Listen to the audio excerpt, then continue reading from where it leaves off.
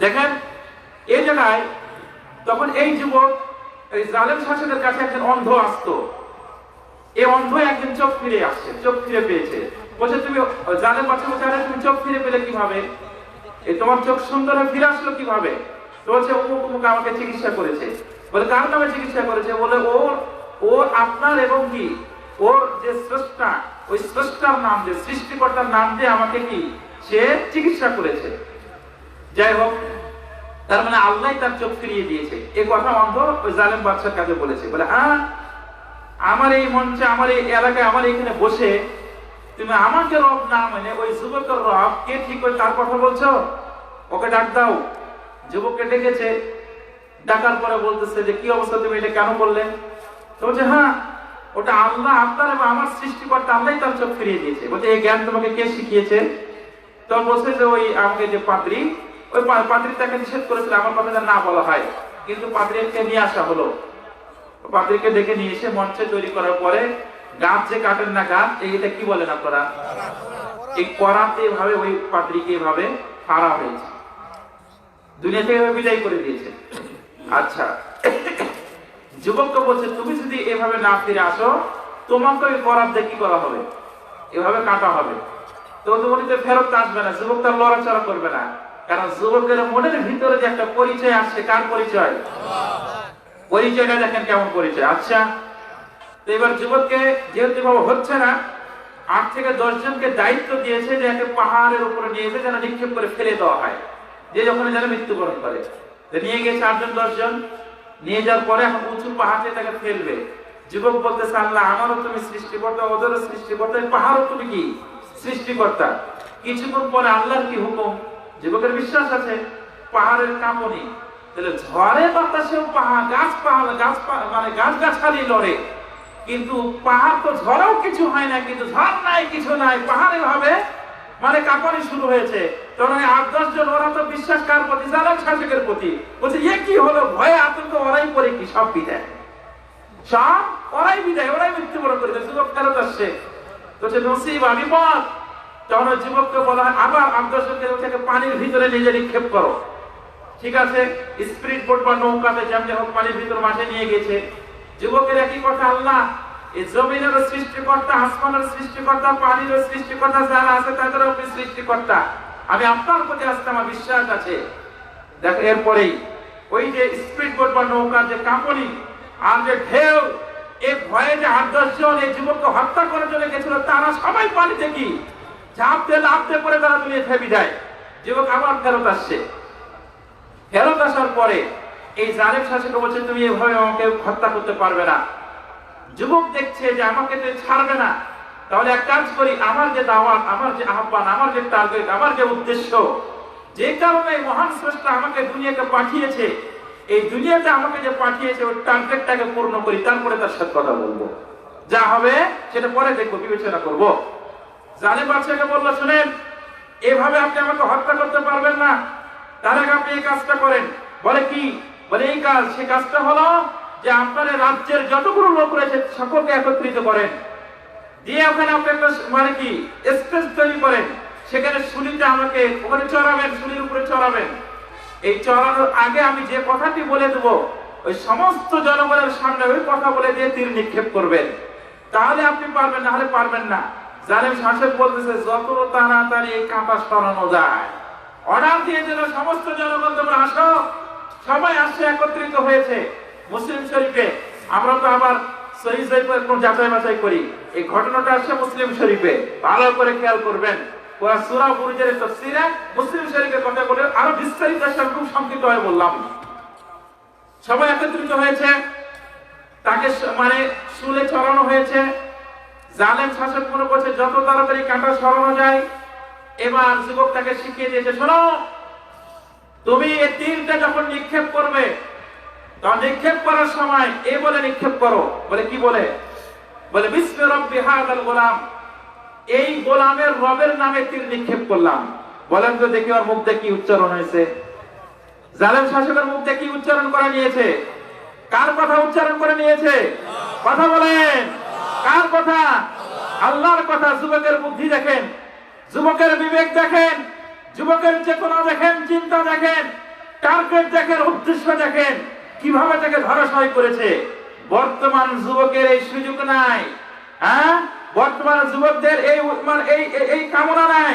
বলে কামনা কেমনে হয়? ফেব্রুয়ারি মাস সর্বোচ্চ মানের ইভটিজিং কেমনে করা যায়, সর্বোচ্চ মানের ফুলটা ক্রয় করে তারে কেমনে দেওয়া যায়, এই চিন্তা কে করবে? এই চিন্তা তো দূরের কথা, এগুলো কে করবে? ফেসবুকে, ইউটিউব, আরো যেগুলো কাজ আছে এর ভিতরে লেখালেখি কে করবে? সমাজকে অশ্লীলতা, বেহিয়াপনা, নোংরা, ঘৃণিত কাজে কে জড়াবে? যাত্রার আয়োজন কে করবে? সিনেমা হলের ব্যবস্থাপনা কে করবে? উল্টা পাল্টা শরীয়ত বহির্ভূত নোংরা এই যে কাজগুলো আছে ওগুলো চর্চা কে করবে? ইসলাম ধর্মের যে মান বা শান যে গ্রহণযোগ্যতা সেটা নষ্ট কে করবে? এই চিন্তা চেতনার যুবক হলো এখন লক্ষ লক্ষ। আর যে যুবকের কথা বললাম ওই ধরনের যুবকের সংখ্যা এখন কি অনেকটাই জিরো, অনেকটাই জিরো। প্রান্তের ভাই বোনেরা, এবার আসেন যুবকের ভূমিকাটা দেখেন, তার কাজটা দেখেন, সে কিভাবে বলতেছে। এই কথা বলার পরে যুবক যখন এই কথাটা বললেন তখন সে ঠিকই আল্লাহর নামে এই তীরটা নিক্ষেপ করলো। তীরটা নিক্ষেপ করছে বিসমি রাব্বি হাযাল গোলাম। জালেম শাসক আল্লাহ বলছে এই রবের, এই গোলামের রবের নামে তীর নিক্ষেপ করলাম। যে তীরটা এই জায়গায় বিদ্ধ হয়েছিল, রক্ত ঝরঝর করে পড়ে তিনি ওখানে শহীদ হয়েছিলেন। সমস্ত জনগণ, অধিকাংশ জনগণ বলছেন আমান্না বিরাব্বি হাযাল গোলাম, এখন আমরা ঈমান আনলাম এই গোলামের রবের প্রতি। বলেন না সুবহানাল্লাহ। এত আস্তে বললে হবে? আমরা দেখে এই অবস্থা দেখে জালেম শাসক বলতেছে অবস্থা তো খুব একটা ভালো না। আমাদের সমাজে প্রচলিত আছে না, কিছু ঘুরতে যে কি নিয়ে আসা, খাল কেটে আছে, আছে বিষয়টা আছে। কি বিপদে পড়লাম, ওই জালেম শাসকের কথা বলছে। জালেম শাসক ছাড়ানো নয়, জনগণকে ছাড়ানো নয়, এইখানে সমস্ত আপনারা যারা উপস্থিত রয়েছেন সকলের চিন্তা চেতনায়, সকলের বুদ্ধি বিবেক, এইখানে আমি আপনাদের এই কথায় আমি দাবি রাখছি ঘটনার মাধ্যমে, যুবক ভাইদের প্রতি আপনাদের প্রতি আমি এটা দাবি রাখছি ঘটনার মাধ্যমে। এরপরে শুনেন, যেগুলো জালেম শাসক ঘোষণা করলে গর্ত খনন করো, গর্ত বিশাল করে পরীক্ষা গর্ত খনন করো, এই গর্তের মাঝে শুকনো শুষ্ক খড়ি নিক্ষেপ করো, এখানে আগুন প্রজ্বলিত করো, দগ্ধ আগুন জ্বালাও। আগুন দগ্ধ প্রজ্বলিত জ্বলছে, ধাও ধাও করে জ্বলছে। সমস্ত জনগণ যারা ঈমান এনেছিল, জালেম শাসক ঘোষণা দিল তোমরা যদি ওই আল্লাহকে অস্বীকার না করে আমার প্রতি যদি ফিরে না আসো, সমস্ত জনগণকে এই দগ্ধ প্রজ্বলিত আগুনে তোমাদেরকে নিক্ষেপ করা হবে। 5 মিনিট আগে, কিছুক্ষণ আগে তারা ভক্ত ছিল জালেম শাসকের, যুবকের ওই দাওয়াতের পরিবর্তন হয়ে আল্লাহর প্রতি ঈমান আনলো। এটা 5 দিনও নয়, 3 দিনও নয়, 2 দিনও নয়, সর্বোচ্চ হয়তো 1 দিনের বিষয়, সর্বোচ্চ হয়তো 6 ঘন্টা 5 ঘন্টার বিষয়। ঈমান আনলো তারা। ঈমান আনার পরই তাদের জন্য ঘোষণা চলে আসলো কি, হয় জীবন দাও না হয় একটা করো, জীবনকে বিলীন করো না হয় আমাদের দিকে ফিরে আসো। প্রান্তের ভাই বন্ধুরা, তখন কেউ জনগণ যারা ঈমান এনেছিল, নতুন ঈমান এনেছে, পুরাতন নয়, সবেমাত্র ঈমান এনেছে, তারা কি আচ্ছা ভুল করেছি, অন্যায় করেছি, আমরা তোমার দিকে ফিরে আসলাম, ওই রবের গোলামকে অস্বীকার করলাম, এ কথা বলেছিল? উত্তরটা কি দিয়েছিল? উত্তরটা কেমন ছিল দেখেন। এই গর্ত খনন করার পরে, পরীক্ষা খনন করার পরে, তারা ঈমান আনার পরে তাদেরকে যখন এই ঘোষণা দেওয়া হলো, তারা সবাই ওই দগ্ধ প্রজ্বলিত আগুনে ঝাঁপ দিয়েছিল। সুবহানাল্লাহ। এই আগুনে তারা পুড়ছিল। শুধু একটি বর্ণনা আসে যে একজন মহিলা শিশু, সহিহাতে 4 থেকে 5 জন আসছে, এবং সবকিছু বলে 7 জন শিশুর কথা বলা হয়, যে 7 জন কি শিশু অবস্থায় কথা বলেছে, তার মাঝে এই একজন। সবাই আগুনে ঝাঁপ দিয়েছে, আগুনে পুড়ছে, আগুনে পুড়ছে। প্রান্তীয় ভাই বন্ধুরা, যুবক ভাইদের কাছে আমার প্রশ্ন, আপনাদের কাছে আমার প্রশ্ন, আপনারা ঈমান এনেছেন, ঈমান আনার পরে এরকম কোন একটা পরিস্থিতির আপনাদের সম্মুখীন হয়েছেন? এরকম জটিল ভয়ানক কোন পরিস্থিতিকে আপনারা সম্মুখীন হয়েছেন? সম্মুখীন হন নাই। এত সুখে, এত শান্তিতে, এত স্বস্তিতে, এত তৃপ্তি সহকারে এই দুনিয়াতে জমিনে বসবাস করছেন, এই আল্লাহর দেওয়া নিয়ামতগুলো উপভোগ করছেন, এই নিয়ামতের স্বাদগুলো আস্বাদন করছেন, অথচ একবার আপনি চিন্তা করেন না, একবার আপনি ভাবেন না, একবার আপনার মাথায় এই পরিস্থিতি এই কথাগুলো আসে না যে কেন আমি কার নিয়ামত উপভোগ করছি, কার দেওয়া রিজিক আমি ভক্ষণ করছি, কার আমি অশেষ রকম করুণা দয়ায় আমি পৃথিবীতে বিচরণ করছি, চলছি। এই কথা আপনারা ভাবেন না, চিন্তা করেন না, বরং তাকে কুফরি, তার ব্যাপারে কুফরি করে অস্বীকার করে, তাকে অমান্য করে, তার অবাধ্য হয়ে যে ঘৃণিত নোংরা কাজগুলোতে সেগুলোর চর্চায় আমরা কি আছি, ব্যস্ত আছি। প্রাণপ্রিয় ভাই বোনেরা, ওই যুবক মৃত্যুবরণ করলো, দাওয়াত দিল শাসকের কাছে অতগুলো জনগণ, তার বিশাল সংখ্যা জনগণকে ঈমানের দিকে ফিরিয়ে নিয়ে আসলো। এই ফিরে এসে তারা এভাবে তারা জীবন দিয়েছে ক্ষণিকের মাঝে। তোমরা এত কষ্টের মাঝে আসো নাই, এরকম বিপদে তোমরা পড়ো নাই, এত জটিল অবস্থায় তোমরা আসো নাই, তোমরা যে সুখে আছো তারপরও তোমরা ঈমান নিয়ে কোনো কথা বলো না, তারপরে তোমাদের সচেতনতা নাই, সাবধানতা নাই, তাহলে সফলতা আসবে কিভাবে? তাহলে অধঃপতন হবে নাকি উন্নতি হবে? কথা বলেন। যুবকদের তাহলে অধঃপতন হবে না উন্নতি হবে?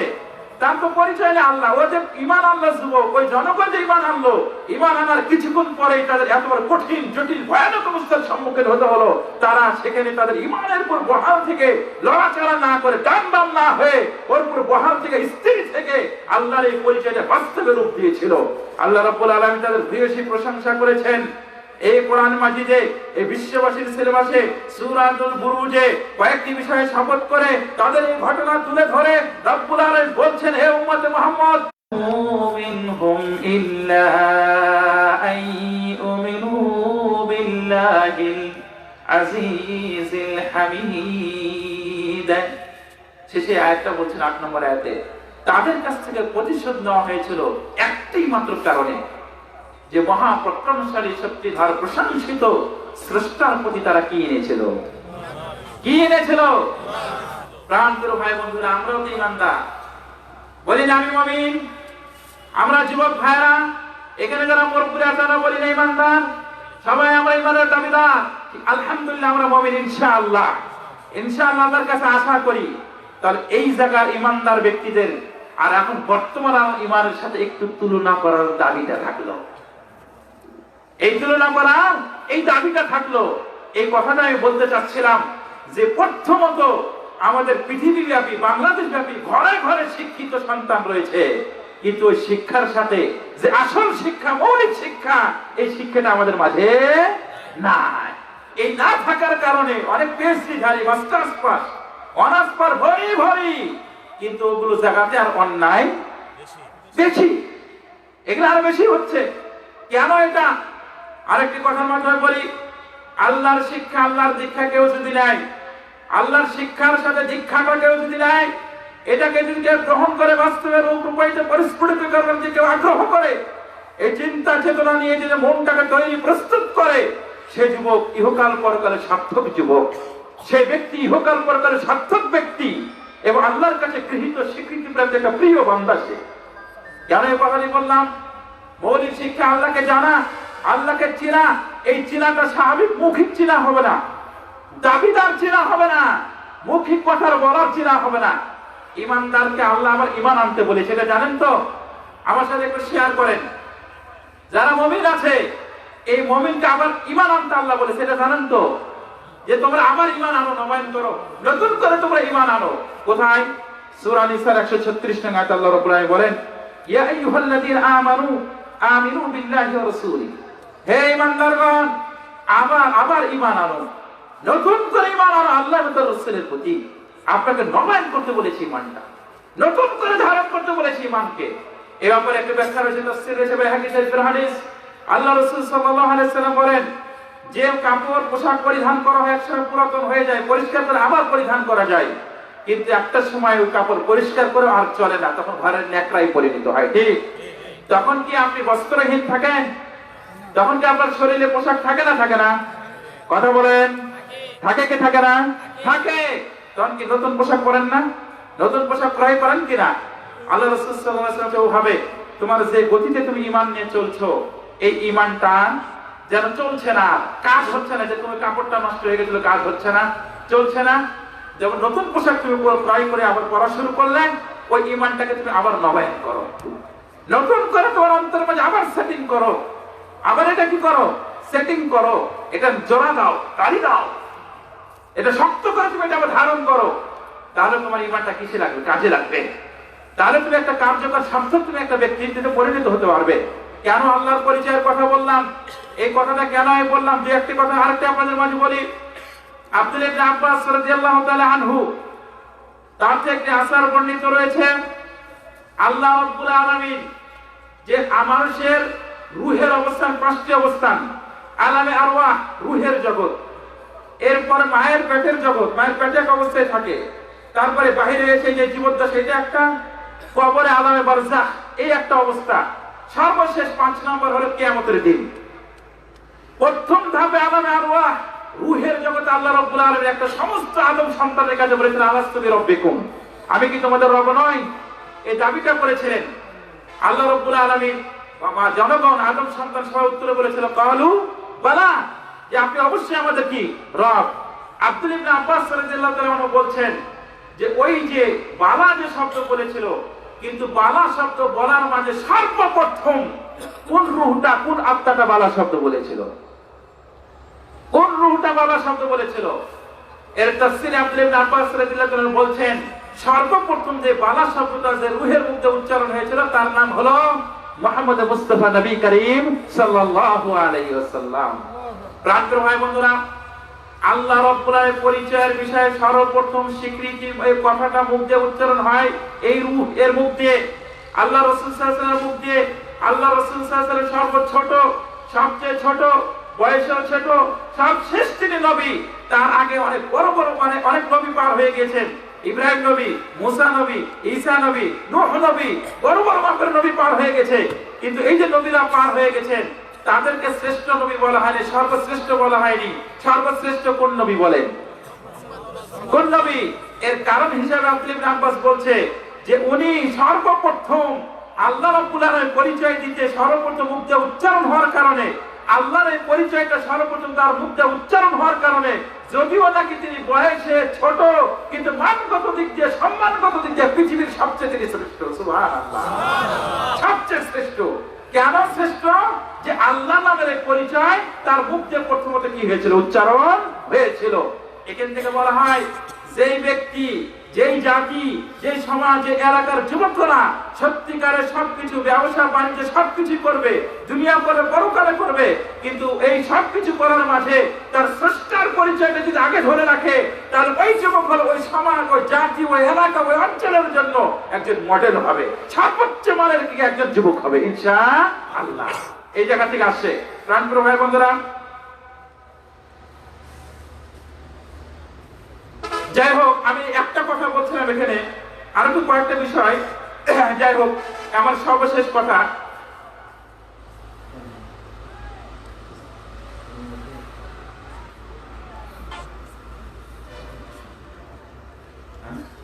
যাই হোক, আমি আর একটা কথা বলে এখানে শেষ করে দিতে যাচ্ছি।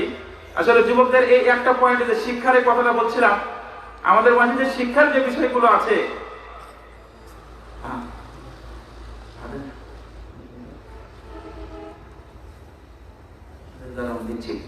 আচ্ছা, যে কথা বলছিলাম, এই যে আমাদের প্রিয় নবীর মুখ দিয়ে আল্লাহ রাব্বুল আলামিনের পরিচয় স্বীকৃতি দেওয়ার কারণে এই অবস্থাটা আসছে। আল্লাহ সম্পর্কে জ্ঞানটা, আল্লাহকে চিনা জানা, আল্লাহর পরিচয়টা, আল্লাহর দ্বীনের যে বিধানটা আছে, এটা যদি কেউ জানে, তাহলে এখনো সমাজ জাতির পরিচয়টা পরিবর্তনটা একেবারে কি সহজ, একেবারে সহজ। প্রাণপ্রিয় ভাই বন্ধুরা, এই জায়গায় আমি বলছিলাম মুহাম্মদ সাল্লাল্লাহু আলাইহি ওয়াসাল্লামের কথাটা বললাম। দ্বিতীয় আমি আরেকটি কথা বলি, ইউসুফ নবী আলাইহিস সালামের কথা বলে শুনেছেন। যুবক নবীর কথা, বিশেষ করে ইসমাইল নবী, ইউসুফ নবীর কথা বেশি যে বলা হয়। ইউসুফ নবীর আরেকটা কথা বলি, ইউসুফ নবী আলাইহিস সালাম, ওনার যে ঘটনা আপনারা শুনেছেন, উনি একজন যুবক নবী। ইউসুফ নবী আলাইহিস সালাম, ওনাকে কূপে নিক্ষেপ করা হলো, কূপ থেকে উঠে বিক্রি হলো, বিক্রি হওয়ার পরে বাড়ির কর্মচারী হলো, কর্মচারী হওয়ার পরে আবার কি তহমতের অপবাদের শিকার হলো, অপবাদের শিকার হওয়ার পরে জেলখানায় আসলো, জেলখানায় পাওয়া যাওয়ার পরে ওই জায়গায় যে কথাটি বলা হয়েছে তাকে আবার বিভিন্ন ধরনের প্রস্তাব দেওয়া শুরু হলো। প্রস্তাব কি দিয়েছিল? প্রস্তাবে অনেকে বলছিল এই মূর্তির ইবাদত করো, অমুক মূর্তির ইবাদত করো, ডানের ইবাদত করো, বামের ইবাদত করো। ওই সময় ইউসুফ নবী আলাইহিস সালাম তার যুবক অবস্থায় উত্তর কি দিয়েছিলেন? হে যুবক ভাইয়েরা, আপনাদের কাছে আমি বলছি, হে মুসলমান ভাইয়েরা, আপনাদের কাছে আমি বলছি, ইউসুফ নবী আলাইহিস সালাম এত কষ্ট করার পরে, ভিন দেশে যাওয়ার পরে, বাপদাদা বংশ সবকিছু ত্যাগ করার পরে, ওই পর দেশে যে, ভিন দেশে যে, অন্য জাতির মাঝে যখন জেলখানায় তিনি অবস্থান করে আসলেন, এই কঠিন অবস্থায়, বুড়ো অবস্থায়, তখন তার বাক্যর সুরটা কি ছিল, কি আহ্বানটা জানিয়েছিলেন? এই প্রস্তাবগুলো পাওয়ার পরে উনি উত্তরে বলেছিলেন, সূরা ইউসুফের 39-40 নং আয়াত, 41 নং আয়াতে বিস্তারিত বর্ণনা আছে। আল্লাহ রাব্বুল আলামিন ইউসুফ নবীর কথাটা তুলে ধরেছেন বিশ্ববাসীর সিলেবাসে, যাতে করে এই যে জাতির এই যুবকগণ, এই উম্মতের এই যুবকগণ, এই এরা যেন শিখতে পারে, এই যেন শিক্ষা গ্রহণ করতে পারে। কেন আল্লাহ রাব্বুল আলামিন বলেছেন ফাকসুসিল কাসাস লাআল্লাহুম ইয়াতাফাক্কারুন, ঘটনাগুলো মুহাম্মদ সাল্লাল্লাহু আলাইহি ওয়াসাল্লাম তুলে ধরুন, যাতে করে ঘটনাগুলো শোনার পরে তাদের চিন্তার খোরাক হয়, এখানে যেন শিক্ষা নিতে পারে। ইউসুফ নবী কি বললেন? ওয়াত্তাবাতু মিল্লাত আবাই ইব্রাহিম ওয়া ইসহাক ওয়া ইয়াকুব মা কানা লানা আন নুশরিকা বিল্লাহি শাই ওয়া যালিকা ফাদলুল্লাহি আলাইনা ওয়া আলান নাস ওয়ালাকিন আকসারান নাস লা ইয়াশকুরুন। এই আয়াতটা পাঠ করলেন। এর সারাংশ সংক্ষিপ্ত যে কথা বলছি, ইউসুফ নবী আলাইহিস সালাম বললেন, এই কারার সঙ্গে জেলখানার যখন তারা এই প্রস্তাব দিল, তাদের ওই প্রস্তাবটা বলার পরে যারা ইউসুফ নবী এমন একটা সুন্দর কথা বলছে, শোনো, তোমরা বুঝি আমাকে দুর্বল ভেবেছো, তোমরা বুঝি আমাকে অসহায় মনে করেছো, এই অসহায়ের সুযোগটা তোমরা নিচ্ছ। যেহেতু জেলখানায় চলে আসছে, গোলাম হিসেবে বিক্রি হয়েছে, অসহায়, তাকে তহমতের শিকার দিয়ে জেলখানায় আসছে, এই দুর্বলতার সুযোগ নিয়ে মনে করতেছে আমার ধর্মটা যেন আমি এখন বিক্রি করি, আমি যে ধর্মকে অনুসরণ করি, আমার যে সংস্কৃতি, আমার পরিচয় বৈশিষ্ট্য রয়েছে, এটাকে বর্জন করে তোমাদের সংস্কৃতি আমি গ্রহণ করি, এইটা তোমরা ভাবছো, এইটা তোমরা মনে মনে তোমরা চিন্তা করতেছো। শোনো, ওয়াত্তাবাতু মিল্লাতা আবাই, আমি অনুসরণ করি আমার বাপদাদার ধর্মকে, আমার পিতৃপুরুষ বাপদাদার ধর্মকে অনুসরণ করি। যেই বাপদাদার ধর্মের ভিতর, তাদের বংশের ভিতর নামের তালিকা আছে একজন কে? ইব্রাহিম ওয়া ইসহাক ওয়া ইয়াকুব। ইব্রাহিম নবী আলাইহিস সালাম যাকে আগুনে নিক্ষেপ করা হয়েছিল, তার কারণে আসছে সেই বুঝবে, যে আল্লাহর প্রতি আস্থা বিশ্বাস রেখে আমাকে এখানে আসতে হচ্ছে, সেই বুঝবে। তাৎক্ষণিকভাবে আল্লাহ রাব্বুল আলামিন তার অর্ডার করেছে, ইয়া নারু কুনি বারদাম ওয়া সালামা, যে এখন তুমি ঠান্ডা হয়ে যাও, তুমি শান্তি দেখাও। ওই ইব্রাহিম নবী আলাইহিস সালাম কি লড়াচড়া করে নাই, তার ধর্মের উপর অটল ছিল, বিহল ছিল, ওর উপরই বহাল ছিল, স্থির ছিল। এখন তো আমি জেলখানায় আসি, আগুনেতে যাই নাই, এটাই কি তোমরা মনে করেছো আমার ধর্মকে আমি বিক্রি করব? এটাই কি তোমরা মনে করেছো তোমাদের নাচে আমি নাচবো? এটাই কি মনে করেছো তোমাদের গানে আমি গান গাইবো? এটাই মনে করেছো যে ওই তোমাদের বানাওয়া যে ধর্মের যত সংস্কৃতি আছে ওগুলো আমি চর্চা করব? এত সহজ এই বোকা আমি নয়। আমি যদিও নাকি অসহায়, কিন্তু ধর্ম বিক্রি করতে রাজি নয়। ইউসুফ নবী কথাগুলো বললেন। এই আয়াতের পরে রব্বুল আলামিন তার আরো কিছু কথা বলেছেন। ওই পরের আয়াতে ইউসুফ নবী আবার দাওয়াত দিয়েছেন, উল্টা দাওয়াত দিয়েছেন। ওই জেলখানা যারা যা ছিল, তার যুবকের ভূমিকা দেখেন। ইউসুফ নবী কেমন যুবক ছিলেন যে তারা দাওয়াত দিল, ওই দাওয়াতকে নাকচ করে উল্টা তার ধর্মের, তার বাপদাদার ধর্মের দাওয়াত দিচ্ছে। এবার কিভাবে? বলছে, ইয়া সাহিবাইস সিজনি আরবাব মুতাফাররিকুনা খায়রুন মিনাল্লাহুল ওয়াহিদুল কাহ্হার। হে কারা সঙ্গীরা, তোমরাই বলো দেখি, হরেক আইটেমের দেবতার উপাসনা করা ভালো, ইবাদত করা ভালো, নাকি এক মহাপরাক্রমশালী শক্তিধর ক্ষমতাধর আল্লাহর ইবাদত করা ভালো? এই প্রশ্ন লিখে দিলেন। কিন্তু প্রশ্ন রাখার সময় এখানে একটা আপন সুর দিয়েছিলেন, দাওয়াতি সুর দিয়েছিলেন। ইয়া সাহিবাইস সিজনি, হে কারা সঙ্গীরা, তোমরাও যে ঘাটের মাঝি, আমিও সেই ঘাটের মাঝি। তোমরাও জেলখানে এসেছো, আমিও জেলখানায় এসেছি। এই দিকটা আমাদের একটা মিল আছে। তোমরা আমার সঙ্গী সাথী, সুন্দর একটা ডাক দিলেন। তাদের সাথে খারাপ আচরণ করলেন না। এখানে আমরা অনেক সময় উল্টা পাল্টা আচরণ করি না? ডান বামের সাথে উল্টা পাল্টা আচরণ করি কিনা? কিন্তু উল্টা পাল্টা আচরণ করলো না, উগ্রপন্থী আচরণ করলো না, রূঢ় আচরণ করলো না, ঠান্ডা সুরে তাদেরকে বললো যে হে কারা সঙ্গীরা, তোমরাই বলো তো দেখি যে অনেক দেবতার ভালো না এক আল্লাহর কি ইবাদত করা ভালো?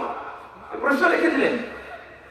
আল্লাহ রাব্বুল আলামিন বিস্তারিত জানার পরে প্রাণপ্রিয় ভাই বন্ধুরা, এরপর আপনার ঘটনা দেখবেন ইউসুফ নবী আলাইহিস সালামের এই শক্ত ভূমিকা রাখার কারণে, এই জোরালো ভূমিকা রাখার কারণে, আল্লাহর প্রতি আস্থা থাকার কারণে, আল্লাহর প্রতি বিশ্বাস থাকার কারণে, আল্লাহকে চিনার কারণে, জানার কারণে, এই জোরালো কণ্ঠে ভূমিকা রাখার কারণে রব্বুল আলামিন তাকে এই জিনিসটা যখন দেখলেন, জানলেন যে ইউসুফ নবী আলাইহিস সালাম ভিন দেশে পরদেশে বংশহারা হয়ে অন্য দেশে যে আমার ঘটনা যদি প্রচার করতে পারে, বলতে পারে ইউসুফ তুমি যুবক নবী, হে তোমাকে দেখো তোমার শ্রেষ্ঠ তোমার জন্য কি বরাদ্দ করতে পারে। সুবহানাল্লাহ বলে কি বরাদ্দ করলেন?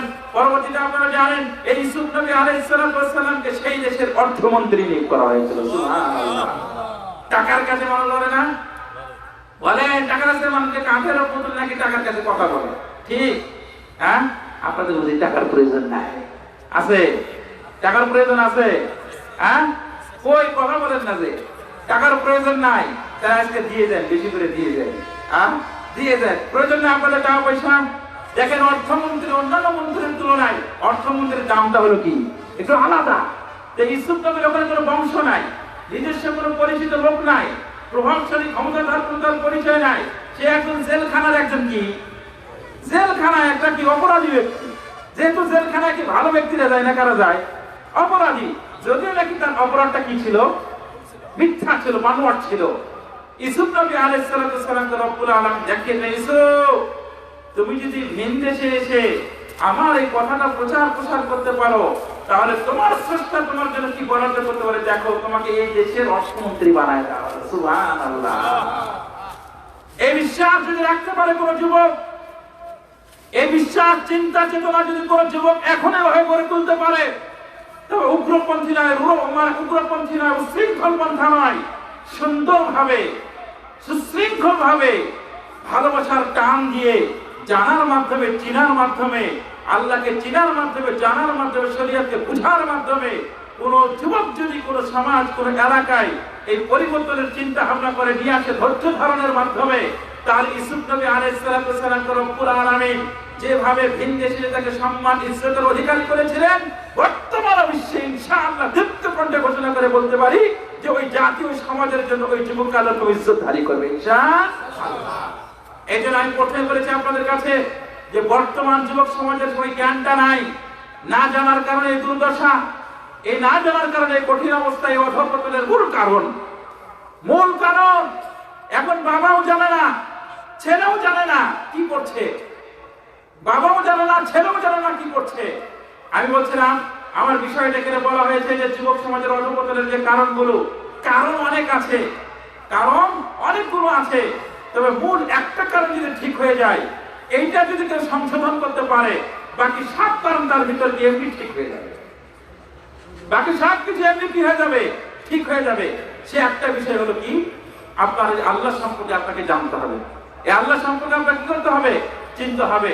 প্রাণপ্রিয় ভাই বোনেরা, যুবকদের ব্যাপারে যে আমি এই সূরা ইউসুফের কথাটা বললাম, সূরা বুরুজের যে কথাটা বললাম, আপনাদের মাঝে ওই ঈমানি চেতনা, ওই ঈমানি একটা যে স্বাদ রয়েছে, এর যে একটা তৃপ্তি রয়েছে, প্রশান্তি রয়েছে, এই জিনিসটা বোঝা বা বুঝতে পারা, এটা এমনি সহজে আসে না, কৃত্রিম ভাবে আসে না, এটা টাকা দিয়ে ক্রয় করে পাওয়া যায় না, ক্ষমতা দিয়ে জোর করে পাওয়া যায় না। এই জিনিসটা নিতে হলে, পেতে হলে অভিভাবক, বাড়ির যে বাবা আছে, বাবা এবং মা যে আছে, সেখান থেকে ঘর পরিবর্তন করার চিন্তা চেতনা নিলে, দায়িত্বশীল বাবারা যদি পরিবর্তন করার চিন্তা চেতনা এবং গড়ে তুলে, সন্তানকে যদি ভাবে গড়ে তুলে, তাহলে সম্ভব। তাহলে কি সম্ভব? আমি আমার কথা শেষের দিকে নিয়ে চলে আসতেছি। আমি এই কথা শেষ করে ইনশাআল্লাহ, ছোট্ট একটা কথা বলে আমি আলোচনা শেষ করে দেবো ইনশাআল্লাহ। আমি বলবো আমার সমাজে, আমার এলাকায়, আমার জাতির নতুন করে আমরা উন্নতি চাচ্ছি, উন্নয়ন চাচ্ছি। এই উন্নতি যদি চান, তাহলে কোটি কোটি টাকার চাইতে, 10টা গাড়ি বাড়ি করার চাইতে আপনি সন্তানকে একটু সময় দিন, সন্তানকে আপনি সময় দিন, সন্তানকে আপনি সেভাবে গড়ে তুলুন। একটা উদাহরণস্বরূপ আপনাদের বলি, মাঝে মাঝে বলে থাকি যে উমাইয়া শাসক ওমর বিন আব্দুল আজিজ রাহিমাহুল্লাহ, তারও অনেক সন্তান ছিল। হিশাম বিন আব্দুল মালিক, উনি উমাইয়া শাসক, তারও অনেক সন্তান ছিল। কিন্তু হিশাম বিন আব্দুল মালিক রাহিমাহুল্লাহ উনি যখন মৃত্যুবরণ করেন তার সন্তানদের জন্য বলা হয়ে থাকে যে প্রতিটি সন্তানের জন্য 1,20,000 দিনার দিরহাম রেখে যায়। কে বলছে দিনার, কে বলছে দিরহাম। 10 জন সন্তানের জন্য 1,20,000 দিনার করে প্রত্যেকের জন্য, তাহলে 10 লক্ষ দিনার তার 10 সন্তানের জন্য বরাদ্দ করে যায়, আরো বেশি ছিল। কিন্তু ওমর বিন আব্দুল আজিজ রাহিমাহুল্লাহ যখন মৃত্যুবরণ করে তখন তার সন্তানের জন্য রেখে যায় 10 দিনার 20 দিনার। পরবর্তীতে পর্যালোচনা করে দেখা যায় যে ওমর বিন আব্দুল আজিজ রাহিমাহুল্লাহর সন্তানগণ ব্যারিস্টার, লয়ার, ইমাম, বিচারক, গবেষক, অর্থমানের সম্পদশালী, প্রভাবশালী, এবং ধনাঢ্য ব্যক্তি। তাদের কাছে মানুষ যেতে চায়, তাদের কাছে মানুষ বিচারের সমাধান চায়। কিন্তু হিশাম বিন আব্দুল মালিক রাহিমাহুল্লাহর যে সন্তানগুলো ছিল অনেকে ওমর বিন আব্দুল আজিজ সন্তানের কাছে ধর্ণা দিতে হতো। কারণটা কি ছিল? এর কারণ কি ছিল? এই কারণ একটাই কারণ যে ওমর বিন আব্দুল আজিজ রাহিমাহুল্লাহ টাকা দিয়ে যায়নি সন্তানকে, বরং সন্তানের পিছনে টাকা খরচ করে সন্তানের মাথায় চিন্তা চেতনা ঢুকিয়ে দিয়েছিল কি আল্লাহর পরিচয়টা। কার পরিচয়? আল্লাহর পরিচয়। ফজরের সালাতটা ধরিয়ে দিয়েছিল যে জামাতে সালাত পড়তে হবে বাবা, তুমি আমার কাছে 5,000 টাকা নাও, 20,000 টাকা নাও, আমার চিন্তা নাই, কিন্তু ফজরের সময় তুমি দরজা বন্ধ করে ঘুমাবে, আমি বাবা এটা মেনে নিতে পারি না, এইটা আমি পারবো না, অসম্ভব। কোন ঘরে কোন বাড়িতে কোন বাবা যদি ভূমিকা রাখতে পারে তাহলে তার সন্তান অধঃপতন নয়, ওই সন্তান হবে কি উন্নয়নের বাতি, ওই সন্তান হবে কি বংশের বাতি, ওই সন্তান হবে কি বংশের উজ্জ্বল নক্ষত্র। এটা হলো মৌলিক শিক্ষা, কোরআন হাদিসের একটাই দাবি। ওমর বিন আব্দুল আজিজ রাহিমাহুল্লাহ তার সন্তানদের টাকা দিয়ে যায়, অর্থ দিয়ে যায় নাই, বরং টাকা অর্থ খরচ করে তার সন্তানদেরকে এই শিক্ষাটা দিয়েছে। ফজর সালাত জামাতে পড়তে হবে, এরপরে তুমি যা করো তাই করো, পরে দেখা যাবে। একটাই শিক্ষা বলছিলাম, আল্লাহকে জানা, আল্লাহকে চিনা। এই আল্লাহকে জানা চিনার যতগুলো উপকরণ মাধ্যম রয়েছে তার মাঝে শ্রেষ্ঠ মাধ্যম হলো, শ্রেষ্ঠ জানা বিষয় হলো কি সন্তানকে শৈশব থেকে আপনার এই শিক্ষাটা দিতে হবে, এই সালাতের শিক্ষাটা দিতে হবে। অটোমেটিক আপনার পরিবারের মাঝে, সন্তানের মাঝে পরিবর্তন চলে আসবে। স্বাভাবিকভাবে ধ্বংসের যে কারণগুলো যেটা নিঃশেষ হয়ে যাবে, ধরিষ্যাৎ হয়ে যাবে। কিভাবে? আল্লাহ রাসূল সাল্লাল্লাহু আলাইহি সাল্লাম বলেন, ফজরের সালাতটা কেউ যদি জামাতে আদায় করে, মান সাল্লা সালাতাল ফজরি সালাতাস সুবহি ফি জামাতিন ফাহুয়া ফি জিম্মাতিল্লাহ। মুসলিম শরীফের হাদিস। যেই ব্যক্তি ফজর সালাতটা জামাতে আদায় করলো সেই ব্যক্তিটা যেন আল্লাহর জিম্মায়। বলেন না সুবহানাল্লাহ। অনেক ভাই ঘুমাচ্ছে, সুবহানাল্লাহ থেকে তার কানের গোড়ায় যায় একটু জোরে বলে, ঘুমটা ভেঙেছে, ওটাও সওয়াবের কাম হবে, ওটাও সওয়াবের কাম হবে। বলেন সুবহানাল্লাহ। এমনি এমনি সুবহানাল্লাহ বললেন নাকি? ওই যে বললাম না, যদি কোনো ব্যক্তি ফজরের সালাতটা জামাতে পড়ে তাহলে সেই দিন পূর্ণ জিম্মায় কার? কার জিম্মায়? আল্লাহর জিম্মায়।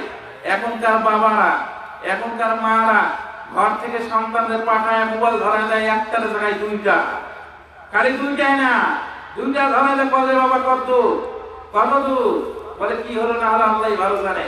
মোবাইল দেওয়ার পরও ভয় আতঙ্কে যায়, কি হয় না হয়, বাঁচে না মরে, তারপরে এবার কি হয় আল্লাহ ভালো জানে। ভাত আমাকে দিবে কি না দিবে, না লাঠি মেরে ঘর থেকে বের করে দেবে, না থাপ্পড় মারবে, না উল্টা পাল্টা করবে, এই ভয় আতঙ্কে অনেকের ডায়াবেটিস হয়ে যায়। অনেক আমার সন্তানকে নিয়ে কি ভালো সুখে নয়, সন্তানকে নিয়ে চক্ষু শীতল হবে দূরের কথা, বরং সন্তানের চিন্তায় কি আরো উল্টা অসুখ ব্যাধি তার মাঝে বানায় নেয়। এটা হয়ে যায় কেন? এটা কারণটা কি? আর শরীয়তের বিধান, আল্লাহর বিধান, নবীর দেওয়া শিক্ষা, এই যে শিক্ষা, এই দীক্ষাটা যে না থাকার কারণে, এই যুবকের মাঝে, অনুভূতির মাঝে আসল মূল বাতিটা না থাকার কারণে বাবাও অসুস্থ, ছেলেও অসুস্থ, দুটাই কি অসুস্থ, মানসিক ভাবে রোগী। কেন এটা? এই একটাই কথার মাঝে বলি, আল্লাহ আপনার আস্থা আছে, বিশ্বাস আছে, আল্লাহকে মানেন, রাসূলকে মানেন, কোরআনকে মানেন, শরীয়তের উপরে বিশ্বাস, দাবিতে 100 বলছে আমি ইমানদার, আমি মুমিন। প্রিয় নবী যে কথাটা বললেন, মুসলিম শরীফের হাদিসে যে ঘোষণা আসলো, যখন নাকি কোনো ব্যক্তি ফজরের সালাতটা জামাতে পড়বে তার জিম্মাটা কে নেয়? আল্লাহ। ফজরের পরে আমার সন্তান নামাজ পড়ার পরে ও কোথায় গেল, কিভাবে গেল, পরের কথা আমি এইটা তাকে টাইট করে ধরেছি। আল্লাহ ফজরের সালাতটাকে জামাতে পড়েছি, আপনার জিম্মায় সে আছে, আমার চিন্তা বুঝাতে পেরেছি কিনা? ফজর সালাত আমার ছেলে জামাতে পড়েছে, সুতরাং আপনার জিম্মায় আছে, এত আমার চিন্তা করা দরকার নাই। ছেলে ঢাকাতে পৌঁছে বলে, বাবা আমি সুন্দরভাবে এসেছি ইনশাআল্লাহ। তার ওই বাবার কি ডায়াবেটিস রোগ হবে, মানসিক রোগ হবে, অন্য কোনো চিন্তা থাকবে, হাড়ের ব্যারাম হবে নাকি? হ্যাঁ, তার কারণটা কি? এই শিক্ষা নাই, এই শিক্ষা নাই, একটা কথা। দ্বিতীয়ত আল্লাহর শিক্ষার কথা বললাম, আজকে বিশ্বব্যাপী, সারা বিশ্বব্যাপী যদি জুমার সালাতে যেভাবে বর্তমান মুসলমানগণ জুমার সালাতে আসে, এসে যেভাবে নামাজ পড়ে, এই নামাজ পড়াটা যদি ফজর সালাতে জামাতে পড়ে, পৃথিবীব্যাপী 200 কোটি মুসলমান, এই 200 কোটি মুসলমান যদি জামাতে সালাত আদায় করে ধরে, ওয়াল্লাহি আল্লাহর শপথ করে বলছি, দীপ্ত কণ্ঠে ঘোষণা করে বলছি, এই সালাতের জামাত দেখে বিধর্মীরা, মুসলিমরা থারথার করে কাঁপবে আর বলবে যে এদের কাছে যাওয়া যাবে না, ভিড়া যাবে না, আসা যাবে না। কারণ এদের পূর্ণাঙ্গ দায়িত্ব কার কাছে আছে? কার কাছে আছে? আল্লাহর কাছে আছে, আল্লাহর জিম্মায় আছে। আল্লাহ আমাদের জিম্মায় রেখেছে মুসলিমদের অন্তরের মালিক কে? আল্লাহ। তখন তাদের মনের ভিতর হাইবা দিয়ে যায়, আতঙ্ক দিয়ে যায়, ভয় দিয়ে যায় যে ওদের কাছে জাহাজ বানায় গেলেই খবর আছে, যদি নাকি আসলে কিছুই হবে না। কিন্তু বর্তমানে আপনি ইন্ডিয়া বলেন, মায়ানমার বলেন, অন্যান্য যতগুলো মুসলিম দেশ বলেন, সবচেয়ে লাঞ্ছিত অপমানিত কারা? কোন জাতি? এদের দায়িত্ব কার হাতে এখন? নাই, আল্লাহর হাতে নাই, আল্লাহর জিম্মায় নাই। এরা সালাতের ভিতরে নাই, বাবাও নাই, মায়েও নাই, ছেলেও নাই, মেয়েও নাই। কার জিম্মায়? শয়তানের জিম্মায়। বলেন কার জিম্মায়? কথাটা বুঝি তিতা লাগলো না? হ্যাঁ, আসল কথা, জিম্মায় কার আছে? সে শয়তানের জিম্মায় আছে। বুঝাতে বললাম না শয়তানের জিম্মায় কিভাবে? বলছি একটা শিক্ষার কথা আমি এখানে বলছিলাম, আমরা এই জায়গাতে ফিরে আসি, এটা আমরা ধারণ করি, গ্রহণ করি। সন্তান দেখবেন, বাবা দেখবেন, যুবক দেখবেন, জাতি দেখবেন, এলাকা দেখবেন, অঞ্চল দেখবেন, সবকিছু পরিবর্তন হয়ে যাবে ইনশাআল্লাহ। মুসলিম বুখারী শরীফের হাদিস আছে, আল্লাহ রাসূল সাল্লাল্লাহু আলাইহি ওয়াসাল্লাম বলেন, বিছানায় যখন একজন ব্যক্তি ঘুমাতে যায়, ঘুমানোর পরে যখন ঘুম থেকে উঠে, যখন সে কি এই দোয়াটা পড়ে, আলহামদুলিল্লাহিল্লাযী আহিয়ানা বা'দা মা আমাতানা ইলা আখিরি দোয়া, এই দোয়াটা যখন পড়ে, তখন শয়তান তার ঘাড়ে 3টা গিরা মেরে দেয়, গিরা এঁটে দেয়। সংক্ষিপ্ত ভাবে বলছি, বুখারী শরীফের হাদিস। তখন এই দোয়াটা যখন পড়ে, তখন ওই গিরাটা খুলে যায়। যখন ওযু করার পরে দোয়া করে, তখন 2য় গিরা খুলে যায়। যখন ফজর সালাতটা পড়ে, তখন 3য় গিরা খুলে যায়। আর যখন আযান হওয়ার পরে ঘুম থেকে যখন না উঠে, ওযু যখন না করে, জামাত যখন চলে যায়, আরো ঘুমাতে থাকে, আব্দুল্লাহ ইবনে মাসউদ থেকে সহিহ সনদের হাদিস, তার 2 কানে পেশাব, শয়তান তখন এসে বলে, সুযোগ একটা পাইছি, প্রথম যখন নিয়ন্ত্রণ হয়েছে, নিয়ন্ত্রণটা ভালো করে নি, তার 2 কানে তখন পেশাব করে দেয়। তাহলে দায়িত্বটা কার হলো এখন? কার হাতে? শয়তানের হাতে, শয়তানের হাতে। তাহলে আপনি যদি সকালবেলা আপনার বাড়িতে যদি ফজরের সালাতটা আয়োজন না হয়ে থাকে, তাহলে আয়োজনটা শুরু হলো কি দিয়ে? কার কারবার দিয়ে শুরু হলো? শয়তানের কারবার দিয়ে। এইটা কাদেরকে বলছি? বলেন যে কথাটা কাদের বলছি? কোন অমুসলিমকে বলছি আমি? কোন হিন্দু বা বৌদ্ধ বা খ্রিস্টান বা ইহুদিকে বলছি? কাকে বলছি বলেন তো? কাদেরকে বলছি বলেন? ইয়া আল্লাহ, লা ইলাহা ইল্লাল্লাহ। মুসলমান পরিচয় দিচ্ছি, অথচ মুসলমানের আসল যে পরিচয়, আসল যে বৈশিষ্ট্য, সেটা আজকে সমাজে, এলাকায় নাই, ঘরে ঘরে এটা নাই। আমি বলবো, দ্বন্দ্ব নয়, ঝগড়া নয়, মারামারি, কলহ বিবাদ নয়, সালাতের মেরুদণ্ড, মেন যে আসল যে বিষয় রয়েছে, সব এক। কিবলামুখী হয়ে সালাত পড়ি, আল্লাহর জন্যই পড়ি। ওই কোরআন মাজিদের ওই আয়াত, এক কোরআন মাজিদের আয়াত আমি পড়ে থাকি, ওই এক ইমামের অধীনেই আমি পড়ে থাকি, ওই এক মসজিদে, আমার মসজিদে আমি পড়ে থাকি। এইখানে এখন আমাদের মাঝে এই বিষয়ে ঝগড়া করা দরকার নাই। লামাযাবি, হানাফি, শাফি, মালিকি, হাম্বলি, অমুক তমুক না। যদি কেউ এটা করে থাকে, তাকে আপনি করতে দিন। যদি আপনার অসুবিধা মনে হয়, তাকে সুন্দর করে বুঝিয়ে আপনি বলুন, গালি দিয়ে নয়, উল্টা পাল্টা করে নয়। এলোমেলো করে নয়, সুন্দর করে তাকে বুঝিয়ে আপনি বলেন, দিয়ে তাকে নামাজে তাও ধরে রাখেন, নামাজে তাকে ধরে রাখেন। প্রাণপ্রিয় ভাই বন্ধুরা, আজকে আমাদের মাঝে, এই সমাজের মাঝে, জাতির মাঝে যুবকদের অধঃপতনের মেন যে মূল যে কারণ, ঘর থেকে, বাবা মার কাছ থেকে এই শিক্ষাটা এখন পর্যন্ত এখনো আসে নাই। এটাই হলো কি মূল কারণ। তাই বলবো, আমি আলোচনা দীর্ঘায়িত করবো না। আমাদের শ্রদ্ধাভাজন আজকের যে প্রধান আলোচক, ওনার সময় হয়ে আসতেছে, ওই সময় আমি হস্তক্ষেপ না করে আগেই আমি নেমে যাই। তবে নেমে যাওয়ার আগে আমার যে কথাটি আপনাদের কাছে, যেটা আমি একটা আহ্বান রাখবো, ইনশাআল্লাহ আহ্বানটা আপনারা সবাই আমার সাথে মিল রাখবেন ইনশাআল্লাহ বিসমিল্লাহ। শেষে যে কথাটি বলবো সেটি হলো যে খালি সালাতের খালি একটা ইশারায় দিক করলো ফজর সালাতে। এই ফজর সালাতে যে কত বারাকাত, কত খায়ের, যে কত কল্যাণ, খুতবায় আমি একবার আলোচনা করেছিলাম। এই মসজিদের খুতবায়, বিভিন্ন জায়গায় খুতবাটা আমি এটা আলোচনা করেছি যে ফজর সালাতটা জামাতে আদায় করলে এই জাতির এমনি পরিচয় হয়ে যাবে। 10টা কথা নাই, কথাই একটা বলবো। কথাটা কি বলেন? আপনারা কি চান যে আগামীকালকে থেকে আমার মেয়ের, আমার ছেলের, আমার স্ত্রীর, আমার ঘরের ভিতর বরকত ও রহমত ও কল্যাণের দরজা উন্মোচন হোক? চান কিনা বলেন? হাত তুলে বলেন।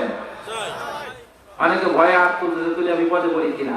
অনেকে আধা হাত তুলতেছে, ভাই তাই না? হাত তুলে পারি আর না পারি আল্লাহ দেখানোর সময় পুরোটা দেখাইছি, তৌফিক দিও আমারে। হ্যাঁ, এটা তো করতে পারি কমপক্ষে ইনশাআল্লাহ। কাজ কয়টা ভাই? একটাই কাজ, সুন্দরভাবে, শক্তভাবে। আমি আগে বলে আসছি, আপনাকে আগুনে ঝাঁপ দিতে বলতেছিলাম। ইউসুফ নবীর মতো জেলখানে আপনাকে পাঠাচ্ছি না আমি, কূপেও আপনাকে নিক্ষেপ করা হচ্ছে না, আপনাকে অন্য বাড়ির কর্মচারী হতে বলা হচ্ছে না। আপনাকে আমি একটা কথা আমি আহ্বান জানাচ্ছি, দাবি জানাচ্ছি, আগামীকালকে থেকে আপনি নিজে, আপনি যুবক ভাই, আপনি বাবা, আপনার মেয়ে, আপনার সন্তান, আপনার স্ত্রীকে বলে যা হবে হবে, এই কাজটা আগে করি। ফজর সালাতটা জামাতে পড়ি, ফজর সালাতে আযানের সময় আমি উঠি, এই কাজটা আমি করি। আহা, রব্বুল আলামিন কোরআন মাজিদে কয়েকটি স্থানে বিশেষ করে ফজরের সময়টাতে শপথ করেছেন এবং তার কারণ সম্পর্কে সূরা বনী ইসরাঈলে সুন্দরভাবে বর্ণনা করে দিয়েছেন। এই সময়ের সালাতটা ফেরেশতারা প্রত্যক্ষ পর্যবেক্ষণ করে, শাহেদ সাক্ষী হয়ে থাকে, বিশেষভাবে পরিলক্ষিত হয়।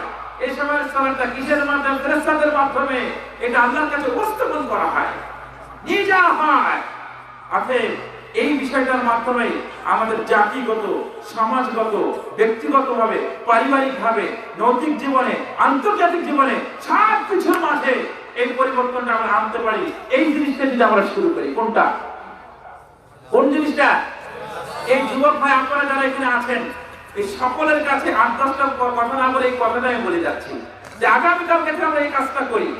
অধঃপতনের অনেক কারণ আছে। ফেব্রুয়ারি মাসের কার্যক্রম ভিতরে আমি গেলাম না, বললাম না। আরো যে আপনারা যে ইন্টারনেট আছে না, নেট ফাংশন আছে না, ওইদিকে আমি গেলাম না।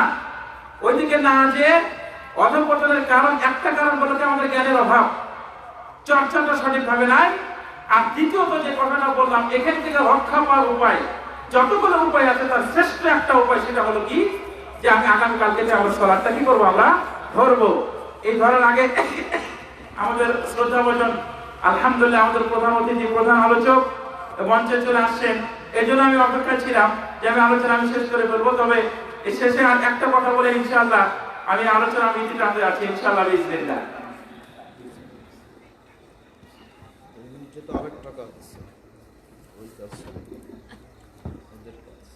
জি, জাযাকাল্লাহু খাইরান। যাই হোক, সবাই যেন একটা কাজ বেশি করে সারতে বলতেছে। কাজটা কি সারবো নাকি? কথা বলেন। হ্যাঁ, অনেক ভয় পাচ্ছেন মনে হয় নাকি? হ্যাঁ, আচ্ছা ঠিক আছে। আপনাদের কাছে একটা দলিল বিক্রি করতে চাই। এই যে জায়গাটা যে আছে, এই মঞ্চে যে জমির উপর আছেন, জানি না জায়গাটা কার। আঙ্কেল, আপনাদের জায়গা নাকি? হ্যাঁ, আপনাদের না, তাহলে পাশের লোকের। যাই হোক, পাশের লোকের এই জায়গা আমি কি দাবি করলে পাবো? পাশের লোক দাবি করলে পাবে? পাবে। কেন? তার কাছে কি আছে? কি আছে বলেন? দলিল আছে। এই দলিলের বলে আমরা সবাই মিলে একভাবে কোনো লাভ হবে না। তার কাছে কি আছে? দলিল আছে। দলিলের কারণে সে কি জয়, বিজয় হবে। যদিও নাকি আমরা সবাই একদিকে হয়, তাও কোনো লাভ না, দলিলের বলে। অনুরূপ ভাবে কিয়ামতের মাঝে কোটি কোটি জনতার সামনে এমন একটা দলিল আছে, যে দলিলের বলে, যে দলিলের উপর নির্ভর করে, ভরসা করে কেউ যদি আপনার ঠেলে বুঝে জাহান্নামে দিতে চায়, এই দলিলের কারণে আপনি বলতে পারবেন কি, আমি দলিল হলো জান্নাতে, আমার জায়গা আছে জান্নাতে, ওই দলিল দিয়ে আমাকে এই জায়গা দিচ্ছ না, এই যে স্পষ্ট প্রকাশ্য দলিল, এই জান্নাতে ওই জায়গাতে আমি যেতে চাই, আমার যে জায়গা জমিন আছে যাবো কেন? হবে না। তাহলে দলিলের মাধ্যমে সব বিজয় টেনে আনা যায়। জমিনের বিজয় যে কথাটা বললাম, এরকম কিয়ামতের সেই কঠিন মুহূর্তে একটা দলিল আছে, যে দলিলটা যদি উপস্থাপন করতে পারেন, বলতে পারেন, সুন্দর করে আল্লাহর কাছে শো করতে পারেন, দেখাতে পারেন, তাহলে ওই দলিলের মাধ্যমে আপনার জন্য জান্নাতটা কি হতে পারে? বরাদ্দ হতে পারে ইনশাআল্লাহ। তাহলে দলিলটা কি? দলিলটা কি? কেউ জানেন দলিলটা কি? দান। যাই হোক, দান বলছেন, আমি হাদিসের মাধ্যমে বলি, আল্লাহ রাসূল সাল্লাল্লাহু আলাইহি ওয়াসাল্লাম বলছেন যে ওই হাদিসটা আগেই বলেছে, as-সাদাকাতু বুরহানুন as-সাবরু দিয়াউল কুরআন হুজ্জাতুল্লাহ। আসলে দলিল, হুজ্জা, বুরহান আরবি শব্দের দলিল শব্দ যদি বলতো তাহলে স্বাভাবিক দলিল, কিছুদিন খাওয়া যাবে জোর করে। হুজ্জা যদি বলা হয় তাও আর ভিতরে মনে হয় রেকর্ডে কোনো যায় ভুল আছে। কিন্তু যদি বুরহান শব্দ নিয়ে আসা হয়, বলে ওগুলোর কোনো সুযোগ নাই। এরকম অকাট্য শক্তিশালী দলিল, আর এত পাওয়ার, এত ক্ষমতা ভাব এই জিনিসটার মাঝে, এই আমলটার মাঝে, এই আমল ছাড়া অন্য কোন আমলের মাঝে এই শক্তিটা দেওয়া হয় নাই, এই ক্ষমতাটা দেওয়া হয় নাই। যে শক্তি ক্ষমতা আছে এই আমলের মাঝে, তার নাম কি? সাদাকা, দান। এই কথাই আমি আপনাদের কাছে বলছি যে জান্নাতের মাঝে কোন শক্তিশালী অকাট্য দলিলের মাধ্যমে ওই জায়গাটা যদি বরাদ্দ করতে চান, তাহলে তো মরার পরে নাই, জীবদ্দশাতি করতে হবে। কোথায় করতে হবে? জীবদ্দশাতি করতে হবে। আজকে ইনশাআল্লাহ বিসমিল্লাহ ফার্স্ট টু লাস্ট, শেষে কি আছে? চেয়ারে একজন ভাই বসে আছে, বলি হলে মনে শেষ, কেউ আগে উঠবেন না ইনশাআল্লাহ। হ্যাঁ, কথা হলো কি, আপনারা সবাই বলবেন যে মানুষটা খালি, হুজুররা খালি বলে আর আদায় করে, নিজেরা কোনোদিন কিনে না। এ কথা বলতে পারেন না যে নিজেরা মানুষ কিনে না, খালি মানুষরা কিনায় কিন্তু নিজেরা কিনে না। আমার কথা হলো, যার যেরকম সাধ্য আছে, যার যেরকম সাধ্য আছে, মসজিদের ব্যাপারে, মাদ্রাসার ব্যাপারে, শর্টকাট এই জায়গায় সবচেয়ে উত্তম। আল্লাহর ঘর, এই আল্লাহর ঘরের ব্যাপারে একটি তো প্রায় স্পষ্ট হাদিস আছে, মসজিদ বানানো, ওটা নয়। আরেকটি হাদিস আছে যে পাখি যে তার বাসায় ডিম পারে, এই ডিম পাড়ার যে পরিমাণ জায়গা, এই জায়গা পরিমাণ কেউ যদি কোনো সংস্কারমূলক কাজ করে, তাহলে ওর জন্যই তার জান্নাতে তাদের একটা ঘর নির্মাণ করা হবে। সুবহানাল্লাহ। তাহলে পাখির ডিম কি 5 কেজি হয় নাকি? সর্বোচ্চ একটা ইটের সমান হতে পারে। কি হতে পারে? ইটের সমান না, ইটের আধা। এর যে বড় ডিম না।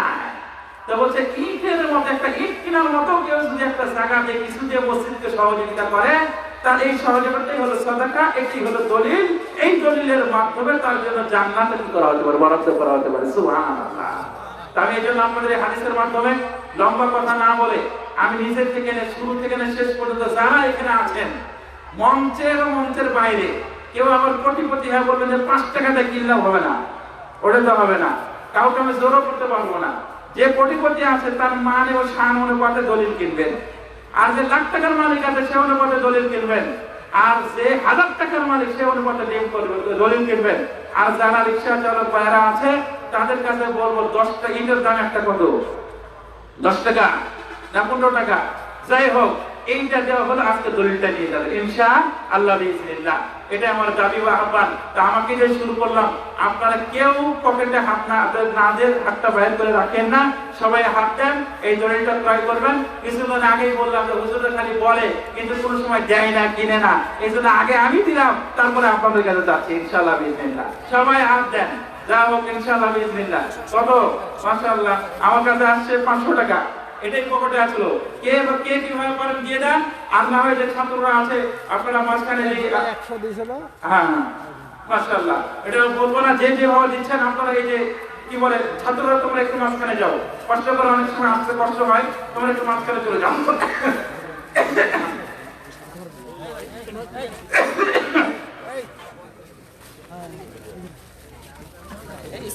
তাড়াতাড়ি তাড়াতাড়ি আমরা মূল আলোচনায় চলে যাবো ইনশাআল্লাহ। ওই যে কিছুক্ষণ আগে বলছিলাম যে আসলে এই প্রাথমিক পর্যায়ে আমাদের মূল যে আকর্ষণ, মূল যে পর্ব ইনশাআল্লাহ মহিলা প্যান্ডেলে যে কোনো একজন বোন দায়িত্ব নিয়ে, যে কোনো বোন একটা দায়িত্ব নিয়ে সবার কাছে টাকাটা উঠে একটা গোছ করলে ভালো হবে। বা ছোট বাচ্চা যারা আছে তোমরা ওখানে যেতে পারো, ছোট বাচ্চা যেতে পারে।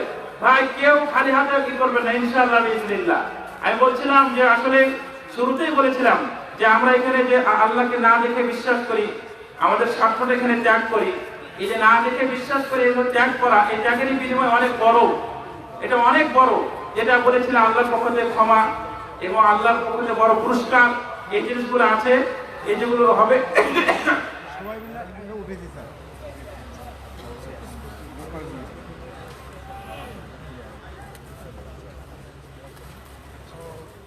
মাশাআল্লাহ মাশাআল্লাহ, একটু তাড়াতাড়ি করেন, তাড়াতাড়ি।